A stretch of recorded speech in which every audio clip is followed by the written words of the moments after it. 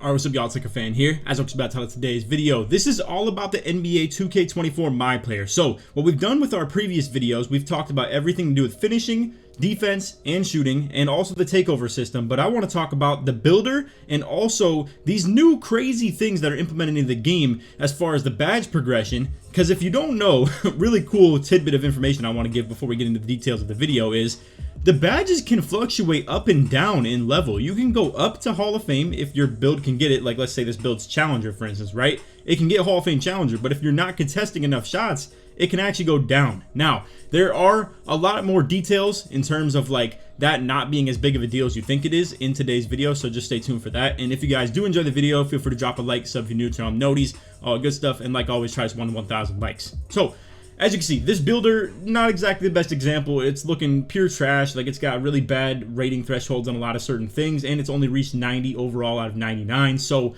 this is not a full build right here.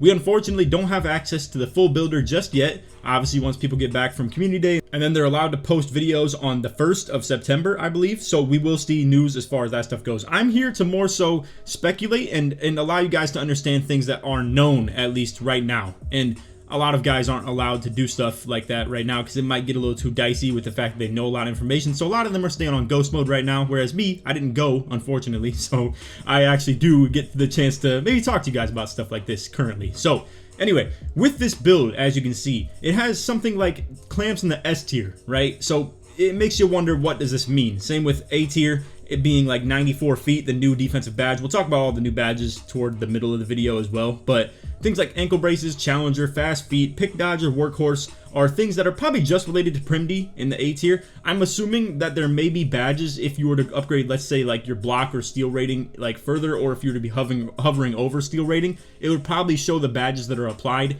to steal rating specifically, and then show which ones are in the S, which ones are in the A. Now, to be fair, there's not a lot of badges that are correlated with steal. I believe it's literally just glove, interceptor, and I think that might be it. There might be like one more that I'm missing. Feel free to leave that in the comments if I am, obviously. But anyway, my point being here, this is going to be something that you actually do want to keep track of, because what is going to be noted later in this video, and we'll just cut down to this real quick and explain to you guys how this is going to work. So the portion that we're looking for is right here. I'll just read it in full quote. The badge tiering system comes into play with this system in different ways than before. C tier badges are generally considered the least powerful badges in your arsenal, will be easier to gain and keep.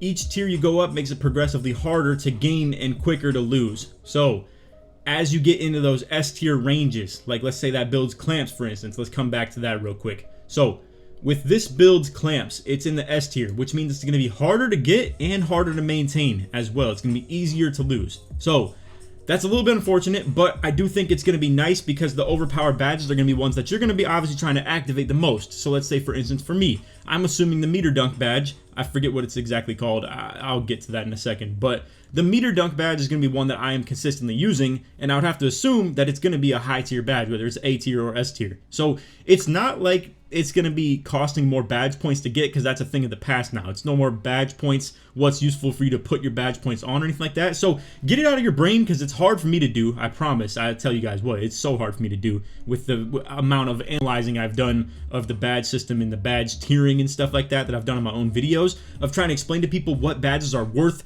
putting your badge points on or not for. Ankle braces being something you decide is not worth anymore is a thing of the past. It's literally just like, do you do things that resist getting your ankles broke? Yes. Well, that means the badge level is going up. Now, that's one thing I'm a little bit worried about, right? Is things like ankle braces. They're very hard to activate. So I hope they have a lot of these things very fine-tuned as far as the balancing goes in terms of how quick the progression is with stuff like that. Not to mention, I do worry about boosting and stuff like that too. Like, let's say, you know, you're trying to get your pick dodger up or something like that, and everywhere you play, you just can't run into screens. People just don't set screens in, let's say, 2v2 or 3v3 or even rec center for that matter, right? But then you get into comp pro-am as a lockdown, you're trying to have your pick dodger high, and there's no real way to grind it. Now, one thing I'm left in the dark on, and let's come over to this real quick in this spot that I really wanted to talk about. It's right here. So you can see at this portion, it says, they say practice makes perfect, right?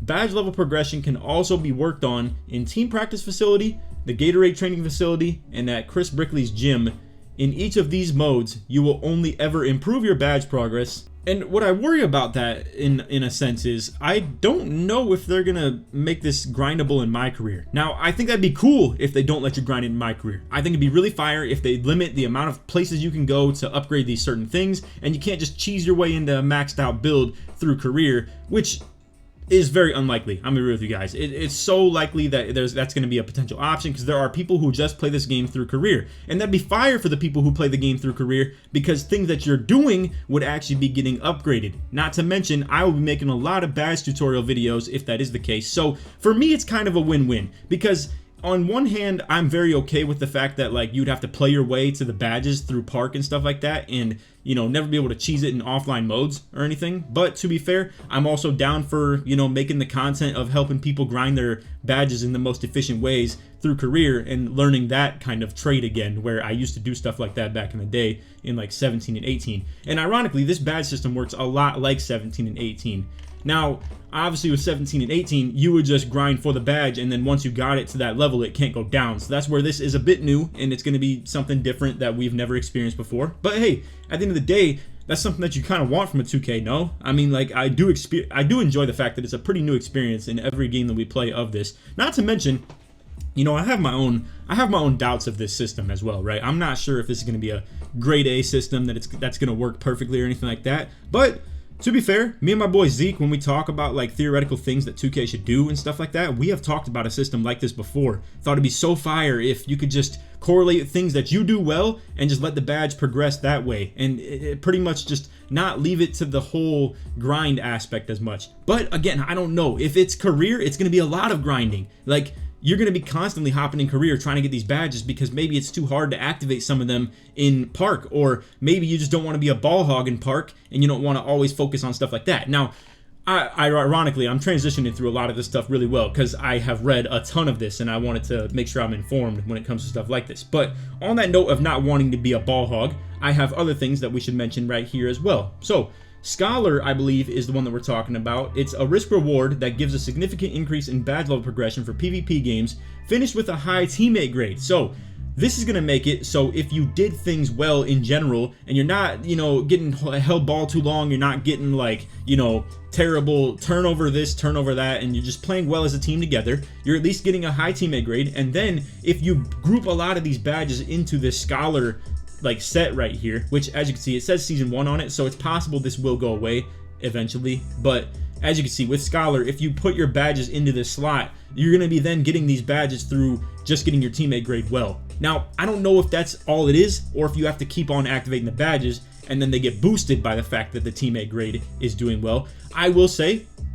when it comes to badges that I'm going to be putting in this category myself, I will 100% be putting things like Box Out Beast or Rebound Chaser, Brick Wall, stuff like that for my own personal playstyle, or maybe even Lob City Finisher, if whatever that badge correlates to, of whatever the heck it's called, or if it's still Aerial Wizard, I don't know. But anyway, my point being here is things that are more so me benefiting off of my own other teammates, or me playing into the role of the game rather than like forcing my way into the game, is what I would recommend to be putting things on for Scholar. At least that's just my first interpretation on it. Now, there's things like Drill Savant right here, and Overdrive and Immunity are pretty much just, Immunity makes it harder to lose the badge progress, and Overdrive makes it easier to gain the badge progress faster. So as you can see, just through these 4 tabs right here, and who knows, maybe there's more, maybe there's less, we have a lot of different options between, at that point, 16 different badge slots, and that's, again, all we know for that matter, that you can put in here and to your benefit, like be able to manipulate the badge progress that you're getting with this stuff. So as you can see, there's a couple things that we've mentioned. Again, Overdrive, increased badge level progression in games. Immunity, slows down badge level regression in games. Drill Savant, increased badge level progression in team practice facility. And then Scholar, as we just mentioned, was one for high teammate grade performance, essentially. So this is where things get a little bit interesting, and these are also, as you can see toward the end of here, let me go ahead and highlight this one. This is a rotational season prize. So they don't show it right here, and I'm wondering if that means it's more of like a season 2 or season 3 thing, something like that. Because Winner Circle, as you can see, is a risk reward perk, same way Scholar is a quote unquote risk reward perk. And I'm assuming Scholar, as you can see, would probably be something where if you get bad teammate grade, you probably get less progression. So Winner's Circle, a risk reward perk that gives an added boost in badge level progression for PvP games that results in a win for the user. So that's going to be giving you more progress for ones that you win the game, but as you can see right here, however, you will receive 0 progression for the badge if you lose the game. This is a rotational season prize, it says at the end. And then same with this one, once again with high risk, this is a rotational season prize. So just keep that in mind. But with high risk, a risk reward perk increase your badge level progression for PvP games with badge usage, but accelerated regression with lack of usage. So this would be one that you'd want to put on things that very much so correlate to your playstyle, probably, because it would then benefit that.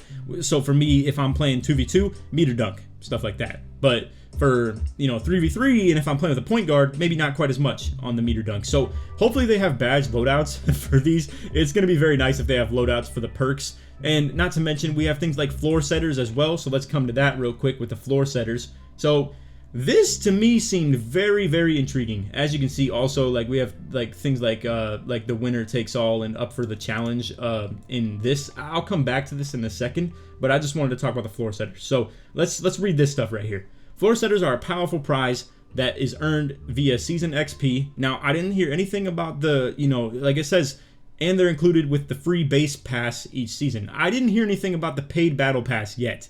I haven't heard any news as far as what's in that. So, I don't know. I have a feeling that it's going to be pretty good stuff and they're just hiding it and don't want to like irritate people with it. But at the same time, why wouldn't you want to sell people on the thing that is going to be making you money? So, I don't know why they're being so hesitant to explain what's going to be in that battle pass. But anyway, moving forward, there are 18 floor setter slots in total, 9 for silver and 9 for gold.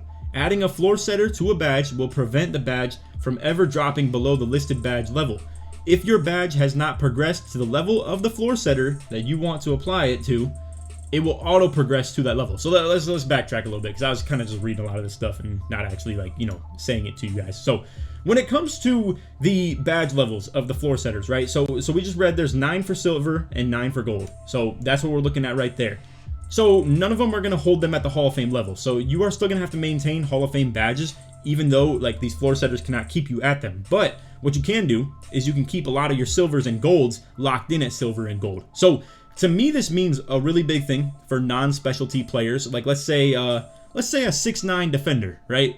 If you're a 6'9" defender, you're likely not going to be in that range of having perfect perimeter defense like a 6'5" would or anything like that. But you're also not in that perfect range of, let's say, interior defense like a 6'11" or 7-footer would be or anything like that. So it's possible you have a lot of gold defensive badges. So that to me would be really good for these floor setters, because then you could apply your defensive badges into some of those gold slots and silver slots and it would never let them move anywhere, because to my knowledge it seems the floor setter is stopping them from ever dropping below that level. So that's what the floor setters are good for. As we just mentioned, there are 18 of them in total. Again, 9 for silver, 9 for gold. No Hall of Fames. You never go below bronze on your badges. I don't know if I mentioned that either, but it's definitely mentioned somewhere in here. So once you get a badge, it can never go below the bronze level. So you'll always be good as far as that stuff goes. And if you ever have a badge that only caps out at bronze, it'll probably just stay there forever.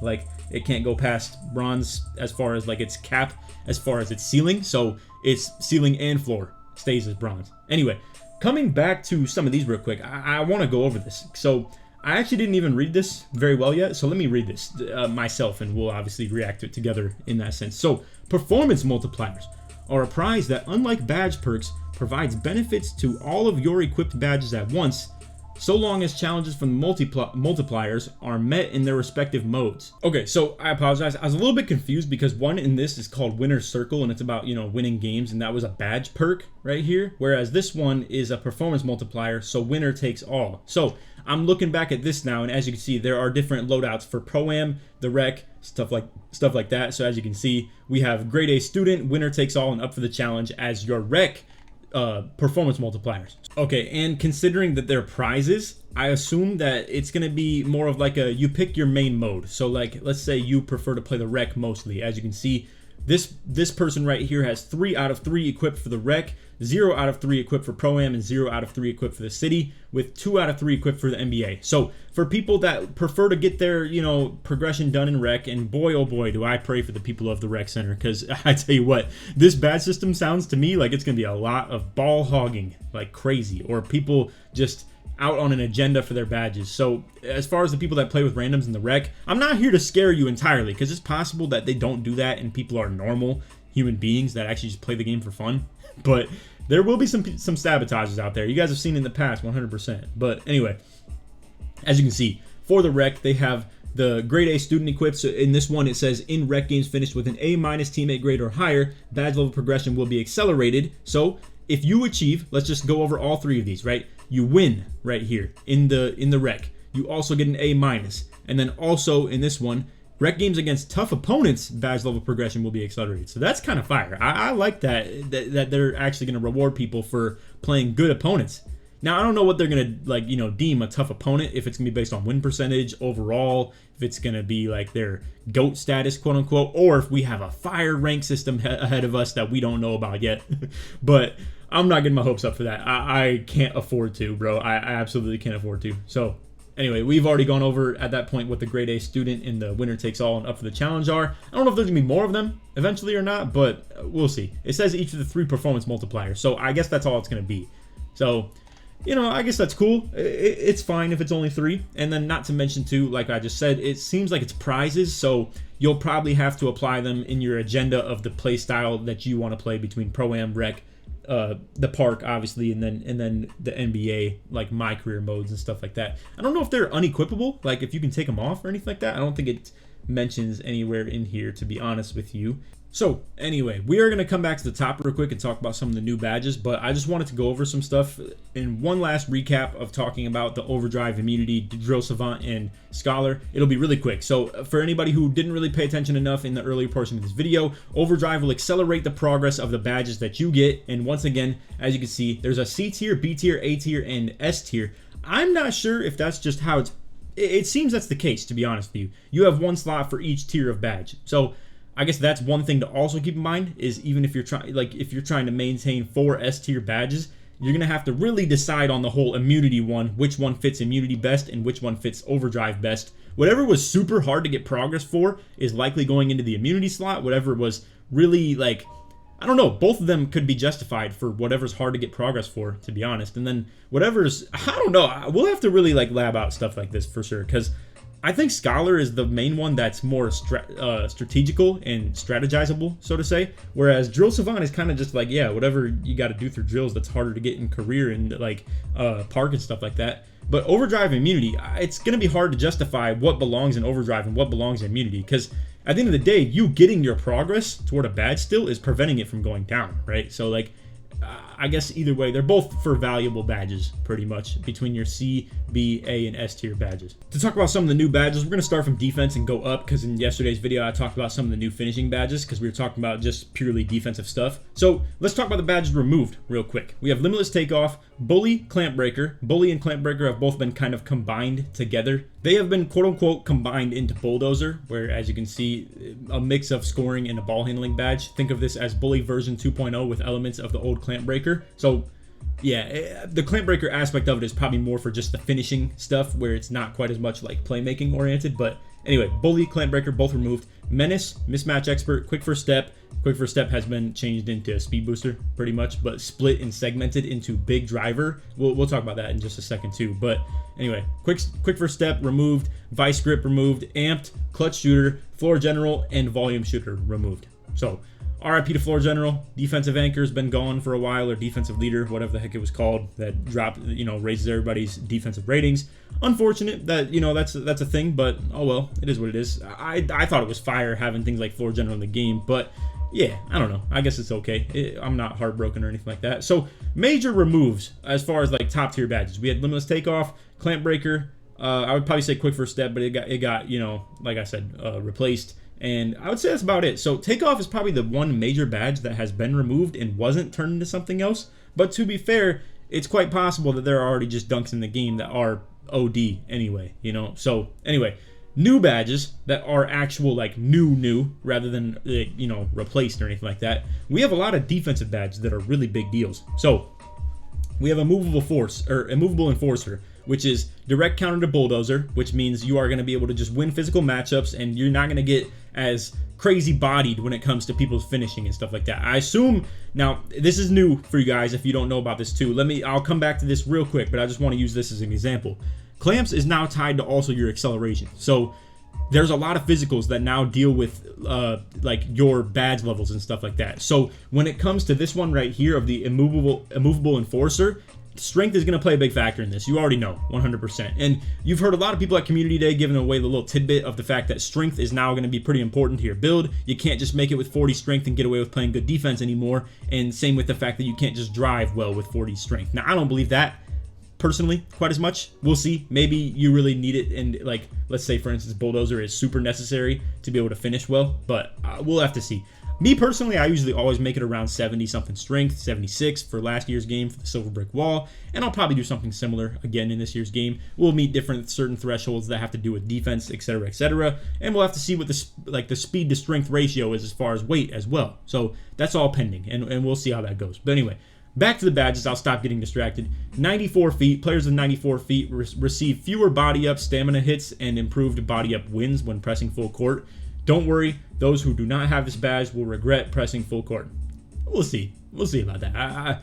I can't fully agree because I think a lot of that does come down to stick. They don't really understand a lot of the inner workings of like bump steals and stuff like that, to be real with you guys. So like a lot of people who do full court pressing in Comp Pro-Am or Rec Center, the people you're getting killed by in Rec, they're generally really good with body positioning and where they put their hand when they're going for the reach in on that bump steal. So you don't need something like this to be a good bump steal player. That's my thing. We'll have to see how important people find this badge, but at the end of the day, it seems to be your like behind half court clamps in a way, or just a better clamps in that aspect. But anyway, immovable enforcer, we already said. You already know how that stuff goes. Wolf, one of the main like lockdowns, he was one of the best lockdowns in the 2K League, and now he is a gameplay director or gameplay developer. I'm not sure which of the two he's like in charge of. Also not sure what either of those two roles exactly means in contrast to the other, but he was a big fan of this right here. So right stick ripper. Those who utilize the right stick steal mechanic will receive a boost on steal attempts with right stick ripper. So I'm assuming, now this is not how it always used to function. It was more of like a down for like dig steals and stuff like that. And I guess hypothetically you could do like left and right to pick which hand, but I wasn't a big fan of trying to do stuff like that. But we'll see. Maybe we'll be in this game. But I assume that's gonna be the case because like Wolf was saying, if you use the right hand for the right stick steals this year, it's gonna be a major killer. I am very intrigued to test that and see how it's going to work. So we'll have to see. I don't know. The main thing a lot of people cry about in 2K is always right stick, or not right stick steals, but just getting ripped in general. They hate getting plucked. It makes them cry, bro. It gets them on Twitter looking like a 2-year-old every single time. So we'll have to see, man. If people keep getting plucked by like the top locks in the game, they're going to come to Twitter crying again, and the game will get patched. You can bet that 100%. I'm not like that. I'm not a fan of it, but hey, it just always is what it is. Fast feet. This is a big one for defense. It wouldn't be a fair game if only offensive players receive speed boosts. Fast feet can be looked at as a quick first step badge for defenders, allowing defensive specialists to stay in front of shifty ball handlers. Now, I saw a Dimework had a funny tweet for this. Let me pull it up real quick. So pretty much Dimework was in response to Wolf, where he was talking about fast feet, and he pretty much put it in the exact same quote of like what they just talked about in the courtside report. But Dime said, "Dudes swear now that they got quick first step, they about to clamp stuff. You dudes are just gonna be going the wrong way faster." This is pretty much what I came to this tweet for. My apologies to not be swearing, but you know how it is with these videos. So yeah, pretty much I do agree with this in a sense. Like, it's pretty funny because like it truly will be the case if it just makes them move faster. You still have to be good at walling off defenders, funneling them to certain spots, knowing the court awareness and knowing where you want to like cut them off from and force them into a certain spot. Same with bump steals are gonna be super important even still, no matter what the gameplay becomes. So we'll have to see. I definitely agree though. Fast feet seems like a fire badge, and once again, it's not even about your budgeting of the badge. It's truly gonna be, can your build get it? Cool. You're going to be able to upgrade it. Just like 2K18 used to be, pretty much. So we got to really get off that mentality of just like how it used to be, where it's going to be so much based around like what badges you have to put in and points and saving points on bad badges, not putting it on them. Honestly, if fast feet's mid, it doesn't matter. You're still going to be having it on your build. You just won't be upgrading your prim D to a specific spot just to get fast feet. That's the only thing. So it's not quite as boom or bust as it used to be as far as the badges and stuff. Anyway, coming back to the courtside report, we will get through some of these badges real quick, and then we'll talk about some of the news as well. This is going to be a pretty long video, so if you guys have made it to this point in the vid, I appreciate you watching. If you want to drop a like I said, feel free to, and sub if you're new. Let's try this 1 to 1,000 likes, and if you made it to this point in the video, put badges in the comments, search supports my way through. But anyway, moving along, we have Relay Passer and Touch Passer. Now, Touch Passer is one that I'm really intrigued by, and I love that this is going to be a thing. Whereas Relay Passer, it's more of like, you know, the hockey assist badge. It's been in the game before. It was kind of dumb, but I do understand its inner workings and like why it should be a badge, but I don't know. Like, once again, you know, this used to be a thing where we'd have to spend badge points on it. But hey, once again, even if it's a mid badge, you're still going to get it on your build, and you'll still probably maintain it on bronze at least. So we're going to be looking at a year where we have a lot of freaking badges equipped on your build, bro. It's going to be a ton. So stay on the lookout for stuff like that too. It might influence the way we go about the builder as well. It might even influence maybe me into making like something with a 50-something 3-point rating. If whatever like a super low level of 3 can get like bronze badges and just maintain them on bronze at all times. You don't even have to really like keep my shooting up to par, like constantly doing it to maintain those bronze badges. Who knows? Maybe it'd be valid. Maybe it'll be worth it. We'll see. But Touch Passer is one that I love for the sake of Pro-Am. I used to do this all the time where if I'm reading off the pick and roll. So let me give an example right here as we read this out. Players who quickly move the ball upon receiving it will get faster pass animations with the Touch Passer. So for me in Pro-Am, if I'm a pick and roller and my point guard just hit me and trusted me to make the read, generally I'm either doing one of two things. I'm reading that stack side and I'm watching for that corner and wing spot. That's what stack side means for those who don't really know about Pro-Am stuff, right? So you're watching that wing corner. I call it strong side as well, but in real NBA terms, it's considered the weak side for some reason because it's away from the ball. But for me, I call it strong because that's where the majority of off-ball players are. Long explanation right there. But anyway, with that, I'm reading a little 2-on-1 situation where the guy just rotated off the corner. Now the wing is potentially either going to rotate to the corner or bait that and come back to the wing, whatever the case may be. I'm trying to read that out, and sometimes the quick pass to the corner is just the play. So with that, on the pick and roll, if the dropper went early and the wing isn't rotating quick enough, with touch pass, I am just spamming that button over to the corner and directional passing that. And it's so good. I loved how it used to function in old 2Ks, and it wasn't a badge, it's just the gameplay function was super good. So I'm hoping that with touch passer, that gameplay function comes back, and I will absolutely be looking into a good pass accuracy if that's what it requires for this badge. I love having stuff like that in the game. Anyway, big driver is quick first step for bigs. As you can see, it's for like mid-range areas, and I've heard through tweets that you can't get this on guards anyway. So this is a no-go on guards, and anything that's like super big, you just can't get speed booster. So bigs seem to be limited to mid-range and like face-up speed boost and stuff like that. So it seems they're kind of nerfing the bigs in a way of the dribbling on the perimeter, if you ask me, which we'll have to see what that cutoff even is. If it's 6'9", boy, are we in for something. But I assume it's probably 6'10", maybe could be 6'9", as far as that cutoff range. And maybe you have to be 6'8" to be able to get speed booster at the tallest you can possibly be.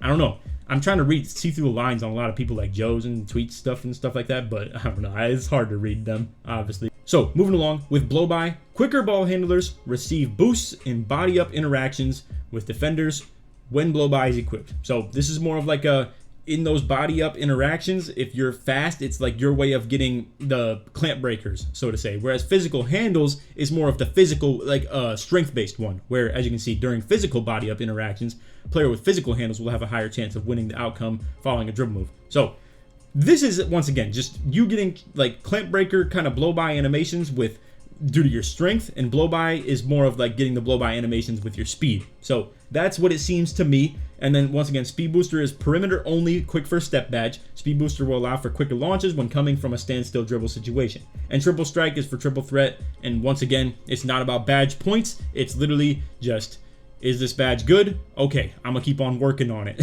I do actually kind of like that in a way. Boy, was the badge budgeting system fun for the time that it was here, but it was pretty stupid too, to be honest with you. It was good for videos though, I'll say that much. Anyway, For the finishing ones, we already went over this in yesterday's video, so if you want to check that out, feel free to. I went deep dive into the finishing stuff, and we've already done deep dives into the shooting and defense as well. I'll probably do playmaking tomorrow, just so you guys are on alert for that. But anyway, let's come back to Twitter real quick and talk about some news. So we got all types of people right here. Shout out my boy Pelagio. And he's not affiliated with 2K or anything like that, but he was just breaking stuff down on the floor setters. We won't go over this too much though, because I already just did this myself too. But anyway, for our top one right here, we have Zach Timmerman, a 2K developer. He's been around for a long time for sure, and shout out to him, OG in this 2K community. Gym Rat is gone. The under the hood attribute boosts earned in Gym Rat are gone as well. So no more Gym Rat, no more +4s, no more +4 stamina, strength, speed, excel, and vert or anything like that. Now you work on certain badges in the gym. Perfect workouts still give you the extra turbo boost for the week, and the turbo boost can be earned permanently later on. So this is, I'm assuming, accelerating your badge progression in a way, and we'll have to see what that actually does for the workouts, or like what the workouts actually are. But yeah, a lot of this stuff that I bookmarked is now kind of news that I've gone over in the courtside report myself, so we'll probably stick to more of the 2K developer guys that have the inside intel and skip over some of those. But anyway, with Zach right here, he's also explaining a cool little feature we like about the NBA player templates in the builder is that if you choose one, you avoid avoid customizing anything about them.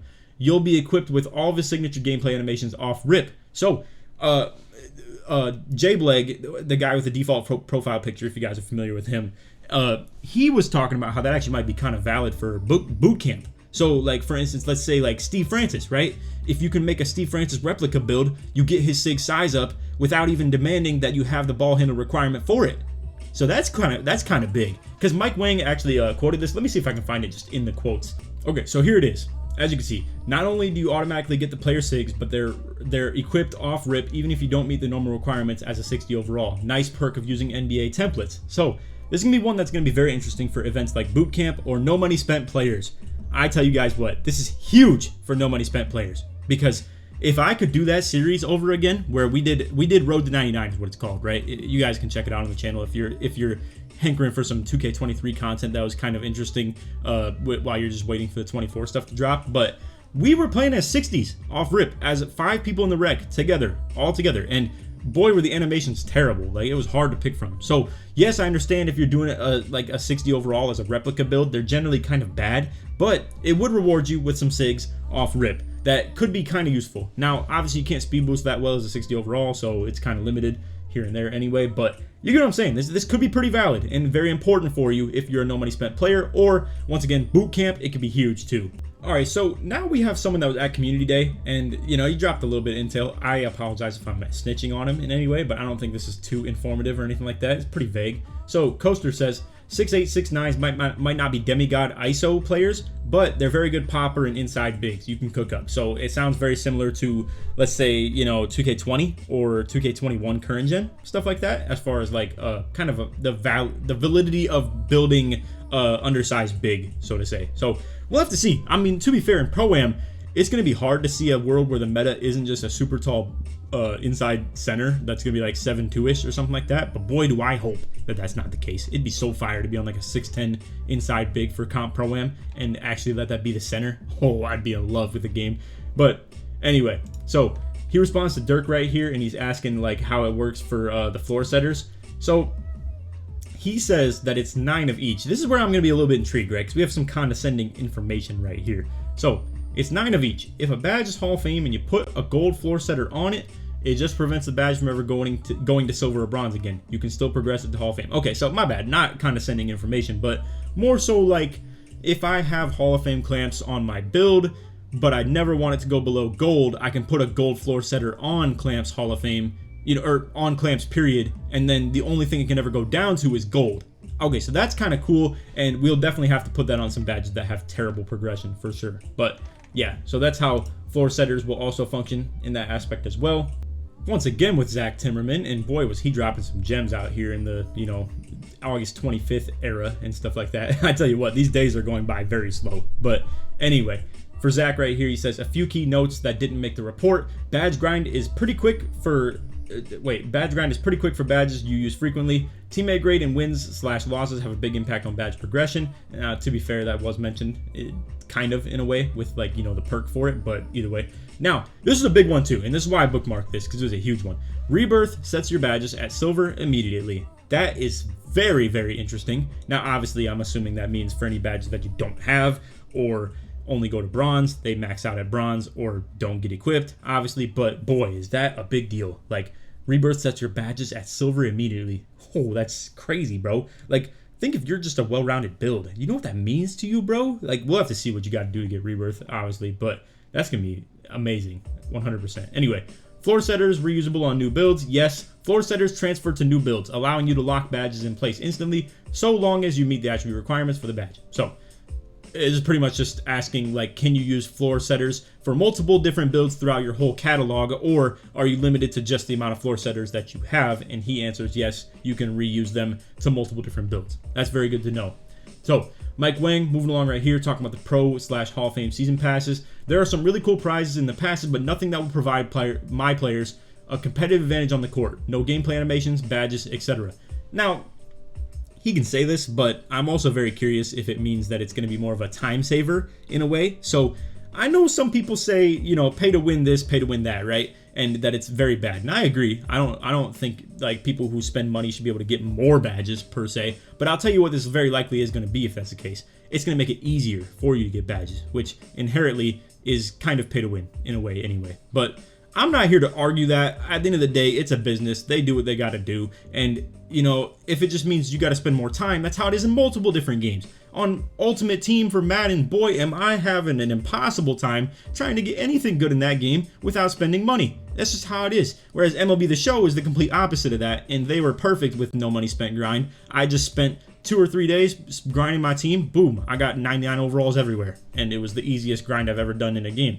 I mean, I'm not even good at MLB The Show, to be honest with you. I just bunt and steal.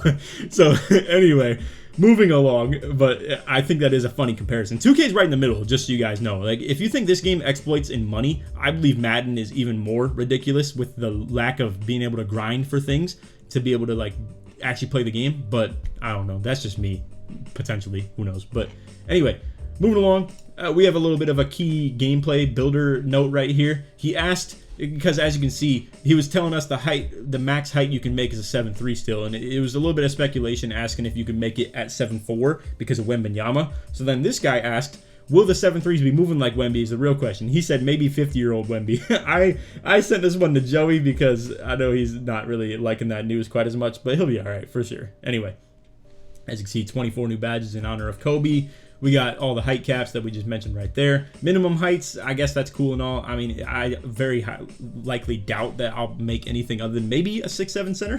Who knows? But very unlikely that we do anything like that. Maybe I'll cheese a little bit too. I mean, I might just go ahead and make like a 6'8" point guard and tell people to make 6'7" locks at center so I can get the, you know, position matchup and stuff like that. The cheese in 2v2, but we'll see. Anyway, Wolf talking right here on the rec AI. They're a lot smarter. They don't get cheesed on the step backs as much. They play tighter off-ball defense, making it harder to just catch and shoot on them. And also, they drop less frequently from the corner to help. So it seems AIs are going to be doing a whole lot less hero ball and stuff like that, or like, you know, just doing stupid stuff and, you know, fit into the game a little bit more. Not to mention, Mike did mention somewhere in here. Yeah, it's right here. So once again, max height 7'3". We got offensive player out of bounds and stuff, counting as griefing, so it's gonna give you the penalty to your teammate grade and stuff like that, way more significantly. But to come back to the rec talk real quick, and ironically this is still rec talk right here. Rec bots will be noticeably better at timing their shots, but it's tough to balance. We want them to be competent, but not OP.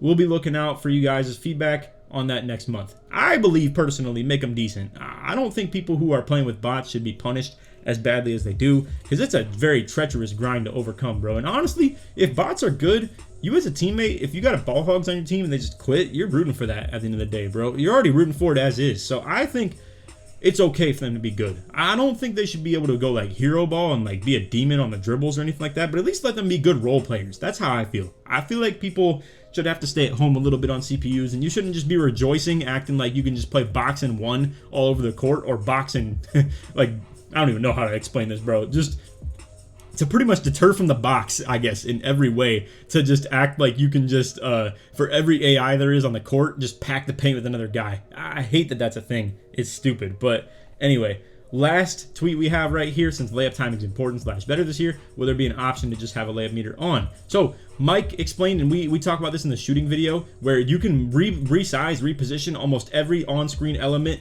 shot meter, player indicator, fatigue bar, etc., all that stuff. I think that's cool. I wanted to put it in the general news. I know it's not much of a builder news or anything like that, but just wanted to, you know, keep it in mind. So anyway, that is all for the video. That's a lot of stuff we just went over in today's vid. I'm assuming this is gonna be like super long, like around 40 minutes or something like that. But I hope you all enjoyed. And if you did, feel free to drop a like, sub if you're new to noties, all that good stuff. Once again, let's try this 1,000 likes. If you made it to the end of the video, put Zach in the comments, search for Mail through. Shout out to Zach, shout out to Mike, W gameplay directors, and W just like being on Twitter and telling us this stuff, man. This is the most news we've got ever in a 2K off season. So it's been really good for videos, and I'm glad to have like been reporting on some of this news. Doing videos like this allows me to learn as a player as well and be more prepared for the game coming up too, because it's a necessity that I am going to inherently do no matter what, obviously, right? Like study up on what's going to be new with the game. So I like that I can do it in more of a, this is how I've always functioned. It's easier for me to teach things and then learn them along the way, because then it allows me to teach myself and like kind of speak to myself in some of these as well. So anyway, that is all for the video. Hope you all enjoyed. And other than that, take it easy, man. Peace.